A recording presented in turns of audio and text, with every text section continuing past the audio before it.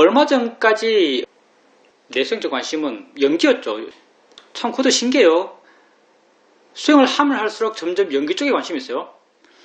부처님께서 성도하실 때 물론 경전에 보면 부처님이 성도하시는 모습들, 부처님께서 뭘 보고 성도했다 이런 건 경전에서 아주 여러 부분에 아주 여러 가지를 대상으로 나와요. 근데 가장 구체적이고 길게 나오는 건 사실은 연기 이야기죠. 연기에 대해서 가장 길게 설명되고 있습니다. 근데 수행을 하면 할수록 점점 연기 쪽에 관심이 있는 것 같아요. 그럼 여기서 연기가 뭐지 하면 잘 모르죠, 여러분. 우선 불교에서 법이란 게 있어요. 법이 뭐죠? 법은 실지하는 것. 실지하는 것.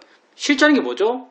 실지하는 게 우리 보는 게 실지하는 것이고요. 느끼는 게 실지하는 것이고, 여러분에게 지금 있는 거잖아요. 여러분에게 지금 있는 게 실제죠. 그래서 여러분에게 지금 있는 게 법이에요. 봄, 드럼, 느낌, 생각, 맛, 냄새, 이게 다 법들이죠. 실제하는 것, 그게 법의 일어남들이죠. 근데 이 법의 일어남은 지 혼자 일어나는 것이 아니고 서로 인연해서 연기해서 일어나요. 이렇게 연기하는 모습을 부탁해서 안이비 설신의 색성량 미적 법을 설명하신 거예요. 안과 색이 연기하는 것이고 만나는 것이고 함께 있는 것이고 귀와 소리가 함께 있는 것이고 느낌과 느낌 아는 것이 함께 있는 것이고 이렇게 법의 상호작용 이게 연기죠. 법이 서로 엮여서 있는 모습 이게 연기죠. 법이 서로 엮여서 있는 모습 이게 연기죠.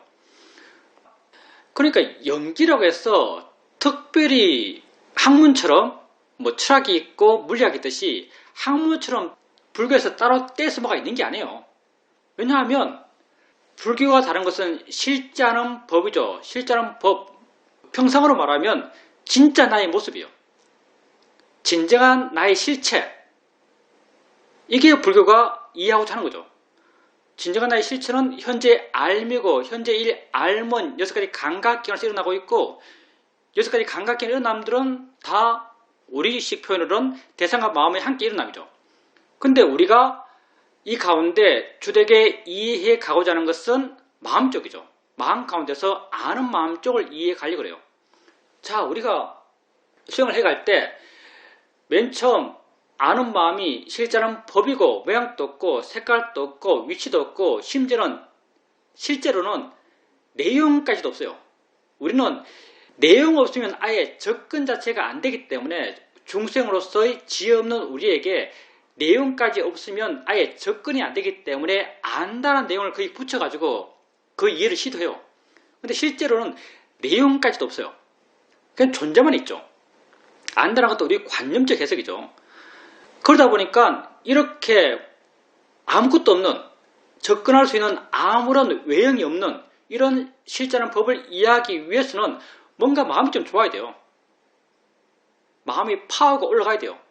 그래서 우리가 알아처럼 해나가는 것이고 알아처럼의 과정에서 우리의 마음이 좋아져 간다는 것을 알아처럼 형태, 처음에는 띄엄띄엄 좀 힘이 좋아지면 수동적으로 더 힘이 좋아지면 아예 무의지적으로 수행해 가면서 우리 마음이 좋아졌다는 걸 확인할 수 있죠. 이렇게 수행하는 마음이 좋아지면 아는가 모르면서 안다는 걸 확인해 봐요. 아는가? 그래 라는 느낌 들어요. 아는 마음을 뭐 눈으로 보듯이 뭐 손으로 잡듯이 저기 있네라고 발견하는 게 아니에요. 그렇네, 아네, 이런 느낌이요. 아는가? 그래 이런 느낌이죠. 이걸 우리는 아는 마음을 이해한다. 마음을 이해한다 이렇게 말해요. 안다고 이해하는 거죠. 안다고. 우리 10년차 수행에서 주된 수행 대상이 뭔가라고 말하면 이렇게 말할 수 있죠. 아는 마음이다 라고 말할 수 있어요. 안다고 이해하고 안다고 이해하고 안다고 이해하고 안다고 이해해요. 안다. 안다는 이 의미 자체가 이미 알아지는 뭔가를 상징하고 있어요. 안다는 것은 알아지는 것이 없는데 어떻게 알겠어요? 지 혼자 어떻게 알아 이게? 안다는 말 자체가 지 혼자서는 성립할 수가 없는 말이에요. 뭔가 이렇게 움직이고 있어요. 뭔가 이렇게 작용하고 있어요. 근데 뭔가의 작용은 지 혼자 할 수가 없어요. 반대편에 뭐가 있어요.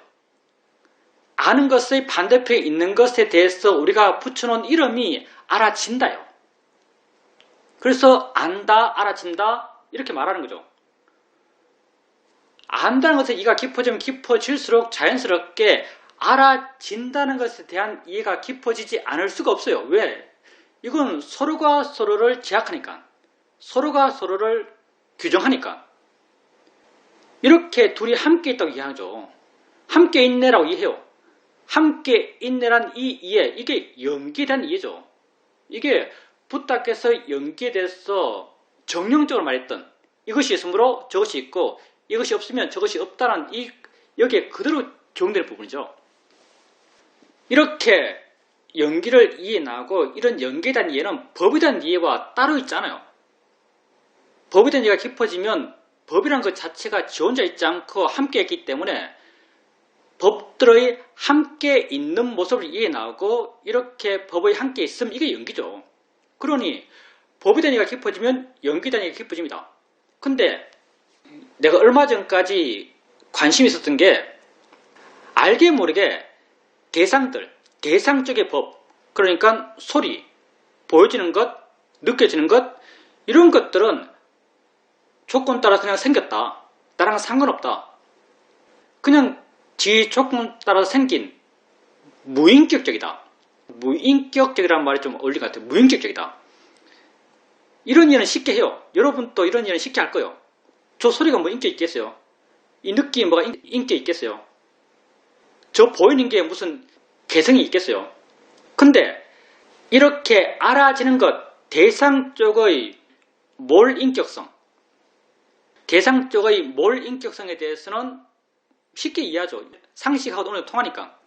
근데 대상과 함께 일어나는 마음 쪽의 몰인격성에 대해서는 한참 동안 몰랐어요. 뭔가 일어난다, 작용한다 이렇게는 알았지만 이게 뭔가 내가 하는 것 같고 뭔가 변하는 것 같고 뭔가 선택적인 것 같고 뭔가 감정을 느끼는 것도 생명으로서의 감정을 느끼는 것 같고 이렇게 특별한 의미 부여를 내포한 그런 일어남들에 대한 이해를 해왔죠. 근데 어느 순간부터 마음의 몰인격성에 대해서 관심이 생겼고 이해가 되었고 이해가 좀 되니까 더 관심이 있죠. 마음이 좀 몰인격적이네. 마음이 그냥 있는 거네. 마음이 그냥 있는 거네. 이런 이해가 생겼고 관심이 있고 계속 지켜봤죠. 그래서 그런 이해들이 조금씩 깊어져 왔던 것 같아요. 한참 동안 여기에 관심이 있었어요. 앉아서 있으면 한참 동안 이것에 대한 관심이 자연스럽게 생기면서 이런 시각에서 이런 관심의 시각에서 마음이 몰인격적이라는 말이 어울리는지 모르겠습니다. 무슨 말인지 알죠? 우리끼리 말하면 돼요. 마음이 몰인격적이라는 여기에 대한 관심의 시각으로 일어난 걸 관찰해 왔어요. 근데 요즘은 또 이 관심이 바뀌었죠. 요즘은 어떤 관심이 있는가? 며칠 전에 선호법에서도 내가 이런 말을 했는데 최근에 가까운 분들, 마음을 많이 나눴던 분들, 그런 분들 가운데 세상을 버린 분들이 몇 분 계세요. 안타까운 일이지만 그런 일이 있었죠. 그래서 죽음이란 것에 대해서 생각하지 않을 수가 없었죠. 죽음이란 것에 대해서 당연히 생각하게 됐어요. 그렇게 그분들이 죽으면 그분들의 영가, 우린 영가라 부르죠. 불교에서는 거의 근데 혼이에요, 혼. 그분들의 혼이 있어서 그 혼을 달래고 그 혼에 법문하고 그 혼에 밥 올리고 그 혼에 제사 지내고 이런 걸 했죠. 나도 했고요. 그러면서 든 의문이 우리에게 다음 생이 있는가에 대해서 고민하지 않을 수가 없었어요. 다음 생 있는가? 여러분 다음 생 있나요? 아무도 몰라요, 사실은요. 이건 내 100% 알아라고 하면 사기꾼이라고 봐도 될 겁니다. 아무도 모릅니다. 다음 생이 있는지. 다음 생이 있나? 그게 있다 하더라도 그건 단지 믿음의 영역이에요. 알 수 없어요. 근데 우리가 연기를 나가면서 연기를 이어나가면서 다음 생이 있기 위한 조건, 연기가 생의 일어남의 원리잖아요. 연기가 생의 일어남의 원리예요. 만약에 마음이 물질에 100% 종속되어 있다면, 마음이 물질에 100% 종속되어 있다면 다음 생은 없습니다. 있을 수가 없어요. 현대 과학자들은 대부분 마음을 물질적 현상으로 이해할 겁니다. 물론 내가 깊이 알지는 못해요. 상식적으로 알고 있는 수준에서 현대 과학에서는 마음을 물질적 현상으로 이해할 거예요. 그래서 무슨 전두엽에 뭘 하고 있고, 뭐 내 어느 부분에서 뭘 하고 있고, 이런 말을 하는 거죠. 거기서 일어나는 화학 반응들, 전기 반응들, 뭐 거기서 발생되는 효소들, 뭐 물질들, 그런 것의 일어남을 마음의 일어남으로 이해할 거예요. 만약에 정말 현대 과학에서 말하고 있는 그런 마음이 정말 마음이라면 우리의 다음 생은 없어요. 왜? 죽음이란 것은 우리가 가장 구체적으로 확인할 수 있는 죽음은 물질의 새로운 생성의 멈춤이에요. 열도 안 나잖아요. 그러니 뇌에서 그런 물질이 생긴 게 없어요. 새로운 반응도 없어요. 그러니 마음을 완전히 물질에 종속된 걸로 이해한다면 다음 생은 없죠. 근데 우리가 이해하고 있는 연기 이거죠. 이것이 있으므로 이것이 있어요. 알아지는 것이 있으니까 아는 것이 있어요. 그렇죠? 알아지는 것이 있으니까 아는 것이 있어요. 근데 붓다는 이 반대편도 참으로 이야기했어요. 아는 것이 있으니까 알아진 것이 있어요. 여러분 이 말에 동의하세요? 사실 동의 잘 안 될 거죠. 아니까 알아진 것이 있어요. 연기의 두 축, 대상과 마음이죠. 연기의 두 축은 어느 한쪽이 먼저 있고 한쪽이 나중에 있는 게 아니에요. 우리가 왜 다음 생을 믿고 싶지만 잘 믿을 수가 없는가? 왜냐하면 우리의 기본적인 인식 체계가, 우리의 기본적인 믿음이 보여져서 본다는 거예요. 들려져서 듣는다는 거예요. 그러면 안 들리면 못 들어요. 안 보이면 못 봐요. 대상이 없으면 마음이 안 일어나요. 그러니 우리의 기본적인 믿음이 이런 식의 알뭐 일어남의 구조니까 물질이 멸하면 마음도 따라서 멸하는 게 우리의 자연스러운 결론이죠. 근데 붓다께서는 그 반대편도 인정하십니다. 아니까 알아지는 게 있는 거예요. 들으니까 들려지는 게 있는 거예요. 느끼니까 느껴지는 게 있는 거예요. 이 둘은 동등한 무게로, 동등한 비중으로 동등한 역할을 해요. 이것이 있으니까 이것이 있고 이것이 없으면 이것이 없듯이 또 반대로 이것이 있으니까 이것이 있고 이것이 없으면 이것도 없어요. 그러니 마음이 있어서 물질이 있어요. 내가 저번 시간 법회 했던 인터뷰를 들으니까 내가 연기를 이해했다고 한참 말하고 있던데, 완벽하지 않지만 연기에 대한 이해가 있다고 한참 말하고 있던데, 내 스스로 나는 연기에 대한 이해가 없지 않다라고 말할 수 있는 가장 내용적으로 분명한 건 이거예요. 난 이거에 대한 이해가 있거든요. 아니까 알아진 것이 있다는 이해가 있어요. 분명히. 아니까 알아진 것이 있다는 이해가 있어요. 그러니까 아니까 알아진 것이 있다. 만약 이런 이해가 있다면 다른 물질을 대상으로도 마음이 있어서 생기는 물질이 달라질 수 있는 거죠. 마음이 있어서 생기는 물질이 달라질 수 있어요. 마음이 생기고 다른 물질이 생긴다면 그게 다음 생이죠. 이렇게 여기에 관심이 있었고 이런 예가 있고 나서 요즘 생각하면서는 이런 거 보면서 관심 포인트가 이 포인트예요. 표현을 어떻게 해야 되죠? 아니까 생겼나? 이렇게 표현하나?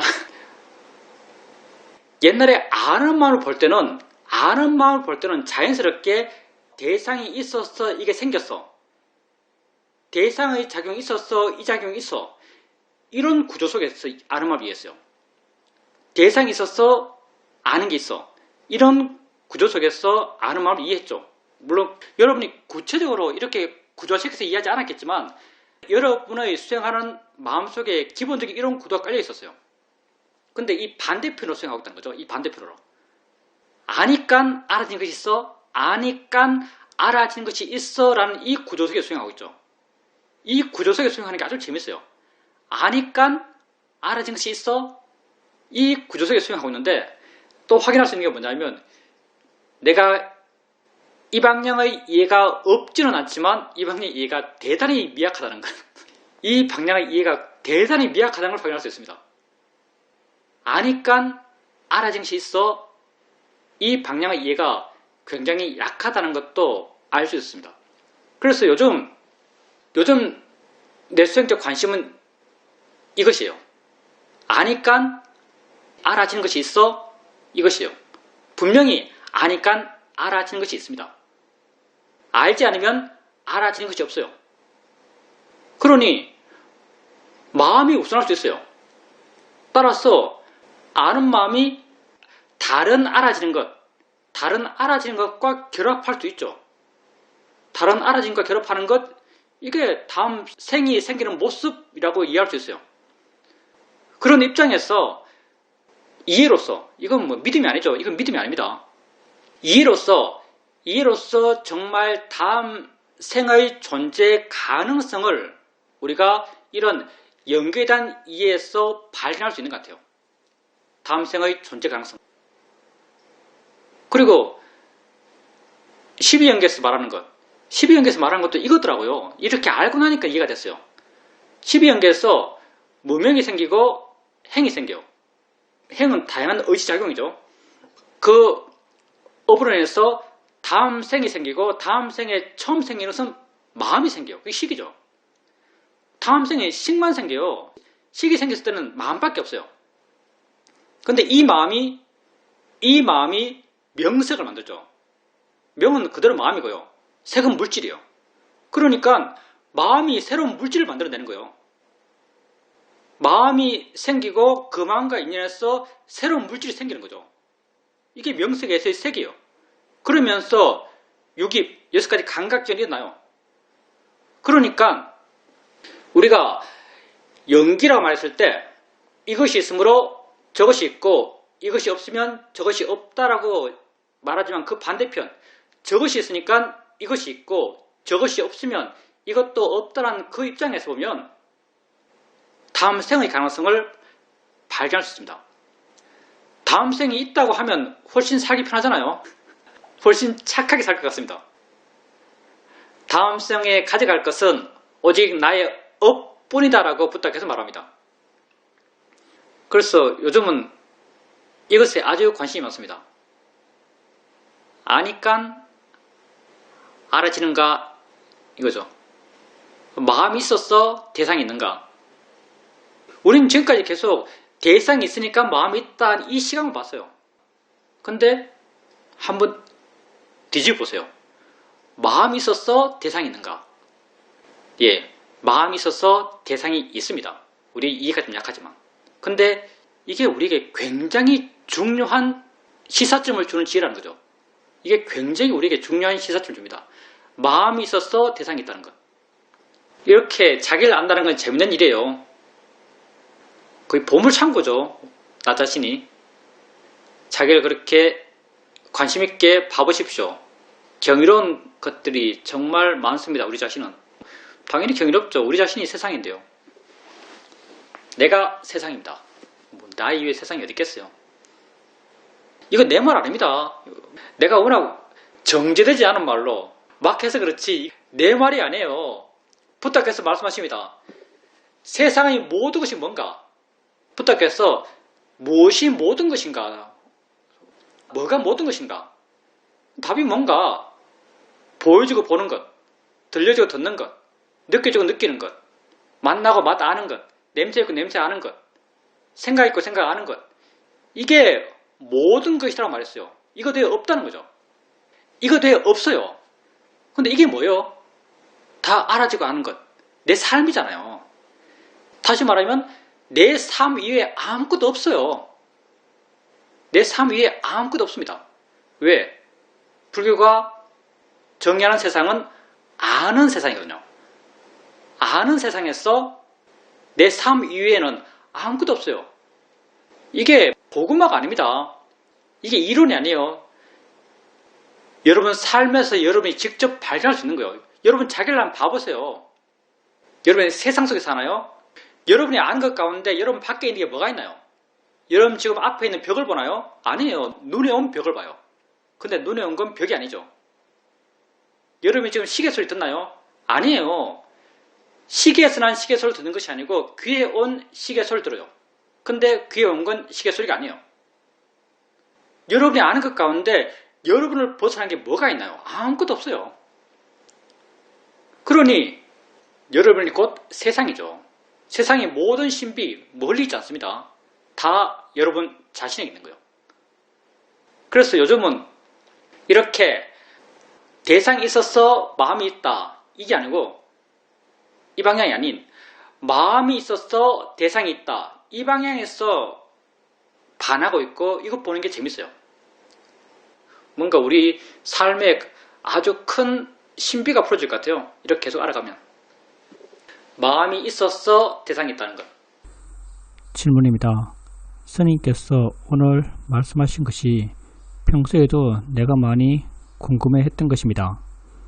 한국에서는 사찰에서 사람이 죽으면 49일 동안 심판을 받는다 그러고 그 기간 동안 49제라고 지냅니다.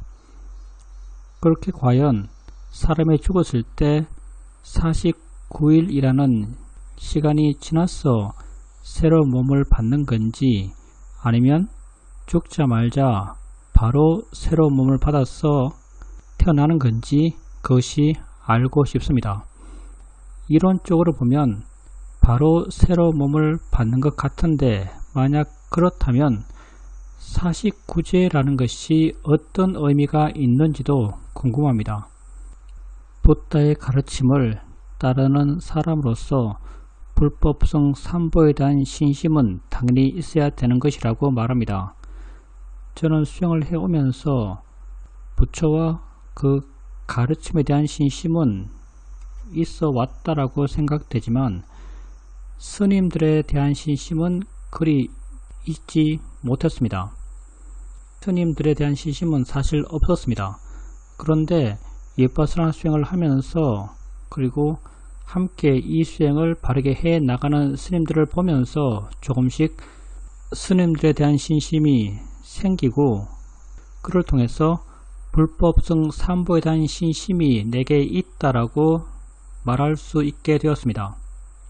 그리고 요즘 수행을 해 가면서 바르게 하려는 마음들, 바른 방향으로의 말과 행동을 하고자 하는 마음을 보면서 이제는 자등경도 조금씩 내 마음에 갖추어져 간다라고 알게 됩니다. 이전에는 수행할 때 로바나 도사가 일어나면 그걸 대상으로 바르게 보려고 하는 수행을 하기도 하지만 마음 한 구석에서는 그것에 대한 거부감, 없애려고 하는 마음, 이런 마음들이 알게 모르게 있었던 것 같습니다. 그런데 요즘은 정말 로바와 도사가 일어나면 옛날처럼 무겁게 보는 것이 아니라 아주 가볍게 받아들이고 지켜보고 관심 있고 어떨 때는 재미있고 이렇게 보게 되는 그런 변화가 있습니다. 이런 변화를 보면서 뭔가 수행적 능숙도가 높아졌다라고 생각됩니다. 우선 로바와 도사 같은 경우 수행자님께서 로바와 도사에 대해서 재밌게 본다라고 말씀하셨어요. 만약에 그때 재밌게 보고 있다면 마음의 지혜 힘이 아주 좋기 때문에 그렇게 재밌게 볼 수 있어요. 그렇지만 로바와 도사라고 하는 것은 상황 따라 생긴 것이고요. 그 상황의 강약에 따라서 로바와 도사의 강약도 달라져요. 정말 강력한 상황 속에서 강력한 도사가 생겼는데 그 도사를 볼 때 재밌게 볼 수 있는가? 아주 벅차게 싸워야 될 때도 있어요. 그걸 보기가 벅찰 때도 분명히 존재합니다. 사실 재밌게 볼 그런 로바와 도사는 어느 정도 힘이 크게 있지 않은 로버와 도사죠. 그렇기 때문에 우리가 로버와 도사가 있을 때 첫 번째, 로버와 도사를 수행자로 보고 있다면 잘 나가는 거예요. 그게 크든 작든 로버와 도사를 수행자로 보고 있다면 잘 하고 있는 거예요. 이미 수행적으로 훌륭해요. 그리고 이렇게 로버와 도사를 보면서 로버와 도사를 실제 지금 있는 로버와 도사를 이렇게 보게 되면요. 그 욕심과 화가 계속 보고 있는 마음은 나로 생각되죠. 보고 있는 나를 계속 끌어당기는 느낌 들어요. 나랑 같이 화내자, 나랑 같이 욕심내자 하면서 계속 끌어당기는 듯한 느낌이 듭니다. 근데 그렇게 로버와 도사가 지켜보는 마음, 내지는 지켜보는 나를 끌어당기는 것 같지만 어떤 객관성이 느껴지고 거리감이 느껴진다면 이것 또한 지혜가 있는 거예요. 그리고 더 마음 힘이 좋다면 아까 수행자님 말씀하신 거죠. 재밌네, 신기하네 이렇게 느낄 때, 재밌네, 신기하네 이렇게 느낄 때는요, 로버와 도사가 끌어당기는 느낌이 없어요. 얘는 완전히 객관화되어 있어요.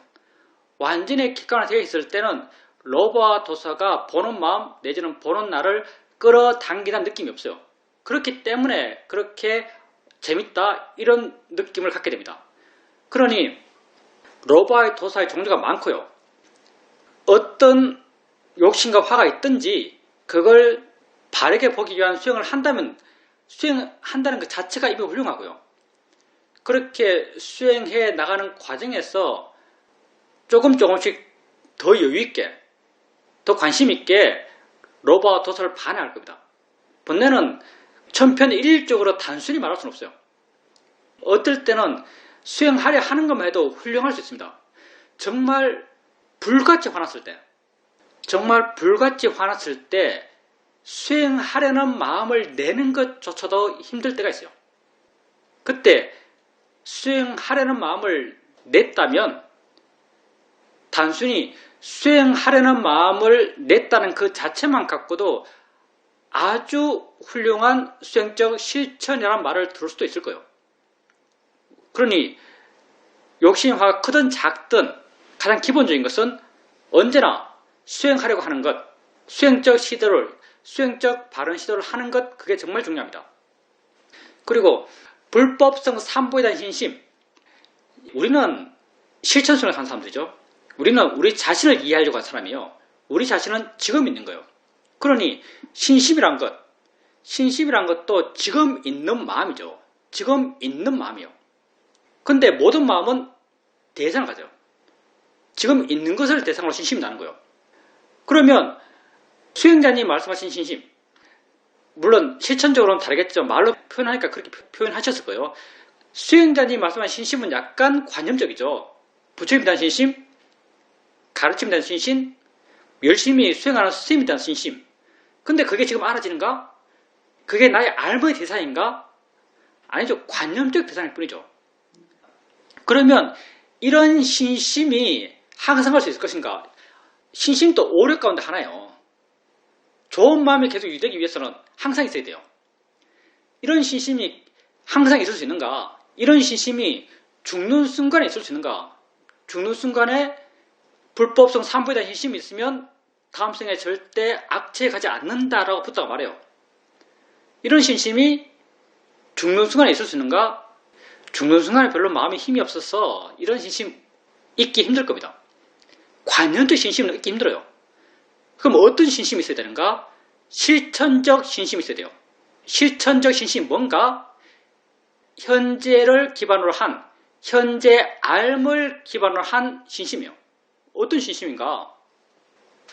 법이라는 것은 부처의 가르침이고 부처의 가르치는 것은 이렇게 수행해라는 실천적 가르침이에요. 그 실천적 가르침 실천하는 것이 우리 수행이죠. 수행자님께서 수행해요. 느낌 알고 소리 알고 아는 마음 알고 아는 마음을 내가 아는 것으로 알아가고 화 있고 화를 알아가고 화를 화로 알아가고 화에 영향받지 않고 화로 또 물러나고 가벼워져요. 이럴 때 수행자님 스스로 이렇게 하는 것이 옳아라고 알아요. 이렇게 하는 것이 바람직해. 이렇게 하는 것이 나를 위한 거야. 근데 이렇게 하는 것이 옳아, 나를 위한 거야, 바람직한 거야. 이런 생각은 내가 나중에 생각하니까 떠오른 거고요. 그냥 수행자님께서 수행하고 있는 자기를 알아요.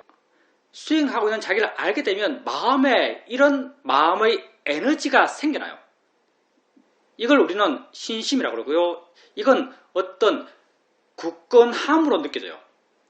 마음이 흔들리지 않는 굳건함을 느껴지죠. 이게 신심이죠. 이런 신심은 지금 현재 알을 기반으로 생긴 신심이요. 사실은 나는 이야기로 법에 대한 신심은 이런 신심이라고 생각해요. 이 신심이 법에 대한 신심일 거예요. 붓다에 대한 신심도 이런 수행적 실천과 따로 괴리되어 있잖아요. 이런 걸 가르쳐준 분이 붓다죠. 내게 이렇게 이익되는, 나를 이렇게 행복하게 하는 이 수행의 방법을 완전히 아셔서 우리에게 말해준 분이 붓다요. 이것도 지금 내가 하고 있는 것을 지켜보면서 내 마음에 생긴 마음의 힘, 이 신심, 이것의 한꺼풀 벗은 다른 파생형이죠. 붓다에 대한 신심도. 승가에 대한 신심, 승가에 대한 신심도 이것과 다르지 않아요. 승가가 뭐겠어요? 이것 하는 사람들이 승가요. 이것 하는 사람들. 그러니 당연히 수행자님께서 자기가 하고 있는 것에 대해서 신심이 있다면 자기가 하고 있는 것과 똑같은 걸 하고 있는 사람들을, 똑같은 걸 열심히 진지하게 하고 있는 사람에 대해서 좋은 마음이 생겨나요. 믿음이 생겨나는 거죠. 이게 신심이죠. 그러니까 이런 측면에서 보면 내 입장에서는 불법성 삼보에 대한 신심까지도 나를 떠난 신심은 없어요. 다 내 현재 실체에 대한 신심이고 그것의 한겹 파생이죠. 그러니까 수행자님께서 가져야 할 신심은 이런 신심이고요. 이런 신심은 계속될 수 있습니다. 왜냐하면 바른 실천을 하고 있는 자기를 계속 아니까, 그게 알아차림이 이어짐이니까요. 알아차림이 있으면, 바른 실천을 하고 있는 자기를 알고 있으면 거기에 대한 굳건함이 생겨나요. 이 굳건함이 굳건함이 있네, 이게 나의 현재에 대한 믿음이네, 이런 의미 부여, 이런 해석도 필요 없어요. 그냥 마음의 에너지로서 존재해요. 조건 되니까 그 마음이 일어나서 존재하는 거예요. 이게 진짜 신심이죠. 수행자님에게 이런 신심이 있습니다. 이런 신심이 있으면 정말 바른 신심이 있는 거예요. 내 생각에는 붓다에 대한 신심, 승가에 대한 신심을 따로 찾을 필요도 없을 거예요. 이것의 다른 모습이니까. 그리고 이게 곧 자등명이고요. 내가 하는 것이 바르다고 내 스스로 알아서 내게 의지하는 거죠. 이게 자등명이죠. 그게 말을 이렇게 풀어서 말해서 그렇지만 실제로 수행자님의 수행 실천일 겁니다. 이게 내가 이해하는 바로는 이게 바른 신심인 것 같습니다. 현재를 떠난 신심이라는 건 없어요. 그리고 계속되는 신심은 현재 알매 기반해서 마음 조건 속에서 신심의 마음이 저절로 생기는 것이고, 그리고 이런 신심이 붓다께서 말씀하신 죽을 때 불법성 삼보에 대한 신심이 있으면 다음에 악체에 떨어지지 않는다고 말씀하셨던 그 신심일 거예요. 왜? 이런 신심만이 그런 상황 속에서 생길 수 있을 거라고 생각되거든요. 그리고 49제. 사실 이건 나도 몰라요. 순전히 이론적으로 밖에 모르죠. 이론적으로는 남방 이론적이에요. 이론적으로는 다음 생엔 바로 생깁니다. 이 생이 끝나는 순간 바로 다음 생이 생겨나요. 한순간 마음을 심찰라로 해요. 심찰라. 심찰라의 다음 순간에 바로 다음 생이 생겨나요. 다음 존재가 생기는 거죠. 그럼 49제는 뭔가? 사실은 나도 잘 모르는데 그 티베트의 사자에서 보면 나온답니다. 한 번도 안 읽어봤어요. 책은 많이 봤어요. 티베트 사자에서라는 그 책을 보면 7일 7일 7일 7일 7일 해서 49일 동안 죽은 사람들이 어떤 걸 겪고 이런 이야기가 나온다고 합니다. 근데 나도 49제를 지내야 하는 상황이 되면 49제를 지내요. 그러면 우리가 어떤 입장에서 49제를 봐야 하는가? 이건 붓다의 가르침을 의지해야죠. 붓다께서 생각보다 죽음에 대해서 법문을 많이 하셨어요. 근데 붓다께서 죽음과 관련된 상황에서 법문을 할 때 누구를 대상으로 법문했는가? 죽은 자를 대상으로 법문했는가? 아니면 살아있는 자를 대상으로 법문했는가? 한결같이 살아있는 자를 대상으로 법문을 합니다. 살아있는 사람을 대상으로 법문을 하셔요. 법문 내용이라는 것은 단순하죠. 너희들이 그렇게 뭐 울고 불고 해봐야 소용없다. 그렇게 마음을 다쳐봐야 소용없다. 이런 법문을 하세요. 사실은 산자를 위한 법문을 해요. 산자로 하여금 죽음이란 것을 어떻게 받아들여야 할지를 법문해요. 자기 친척이 죽었을 때 어떻게 대처해야 할지를 법문하세요. 울고불고 하지 말라는 게 주된 내용이죠. 이익된 게 전혀 없다고. 그렇게 49제도 나는 이렇게 생각합니다. 만약에 사람이 돌아가셨어요. 남은 가족이 있어요. 남은 가족은 뭔가 돌아가신 분에게 해줄 수 있는 게 없어요. 이제 실제적으로 없어요. 실제적으로 없는데 종교가 있다 보니까 이 종교에서 할 수 있는 게 있다고 말해주는 거예요. 순전 내 입장입니다. 야, 네가 돌아가신 분을 위해서 할 수 있는 게 있어 라고 말해줘요. 그리고 거기에 대해서 엄청 거창하게 있는 듯이 뭐 달고 있는 것처럼 이렇게 꾸미고 이렇게 화려하게 해줘요. 그렇게 화려하게 함을 통해서 그 가족들에게 뭘 해줬다라는 마음이 생기게 해요. 내가 돌아가신 분을 위해서 이런 것을 해줬다는 마음이 생기죠. 그러면 그렇게 내가 돌아가신 분을 위해서 이렇게 해줬다는 마음이 생긴 그 가족들의 마음은 당연히 화가 줄어들어요. 자기가 갖고 있던 그런 아쉬움들, 미안함들, 죄책감들 이런 것들을 많이 덜어낼 수 있죠. 그래서 그게 이런 측면에서 의미 없지 않아요. 전 이런 측면에서의 의미를 생각하면서 사실 그 일을 해요. 이렇게 보는 것이 붓다의 죽음에 대한 가르침에 어느 정도 부합한다고 생각해요. 살아있는 사람을 위해서 하는 거예요. 기본적으로. 살아있는 사람을 위해서요. 죽은 자를 위해서 하는 것이 아니고. 이게 붓다의 입장일 것 같아요. 물론 실제 그렇게 기도하고 할 때는 마음속으로 그런 염을 하긴 합니다. 돌아가시면 잘 되라고. 마음속으로 그런 염을 하긴 해요. 왜냐하면 꼭 있는 것처럼 느껴지거든요. 옆에 있는 것처럼 느껴져요. 가까운 분일수록 꼭 옆에 있는 것 같이 느껴져요. 그래서 존대 가시라고, 그 집착을 놓으시라고, 뭐 사는 거 별것 없지 않냐고, 이런 어떤 마음속의 이야기는 해줍니다. 근데 외형적으로 그렇게 하는 것은 산자를 위한 행사예요. 전 그렇게 생각합니다. 질문입니다. 윤회에 대해서 말을 할 때 재미삼아 하는 말 가운데 하나가 요즘은 사람들이 너무 결혼을 안 했어. 죽은 영혼들이 갈 데가 없다는 말도 합니다. 글쎄요. 예, 그럴 수도 있겠습니다. 우리가 잘 모르는 뭐 지옥, 뭐 천상, 이건 잘 모르겠고요. 불교에서 생명이라는 것, 윤회할 수 있는 건 다 생명이요. 생명은 다 윤회요. 불교에서 생명은 꿈틀꿈틀 하는 것을 생명이라고 그래요. 그리고 좀 더 멋있게 표현하면 몸과 마음이 함께 있는 것, 대상과 마음이 함께 일어나서 존재하는 것, 이게 생명이에요. 그래서 불교에서는 나무를 윤회하는 생명을 안 봐요. 나무를 윤회하는 생명을 안 봅니다. 나무가 윤회했단 말은 없어요. 왜? 나무의 마음을 인정하잖아요. 나무는 물질만 존재하고 있어요. 그래서 나무의 윤회를 이야기 안 해요.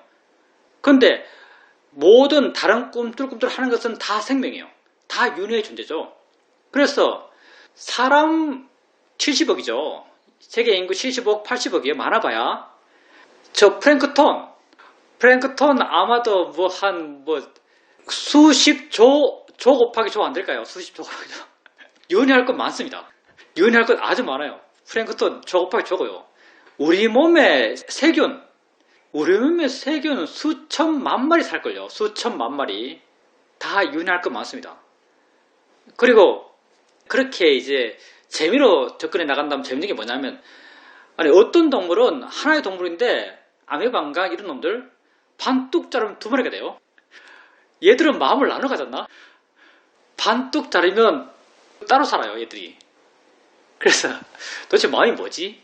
불교가 말하는 마음이 맞나? 이런 의문도 누가 제시하는 사람이 있습니다.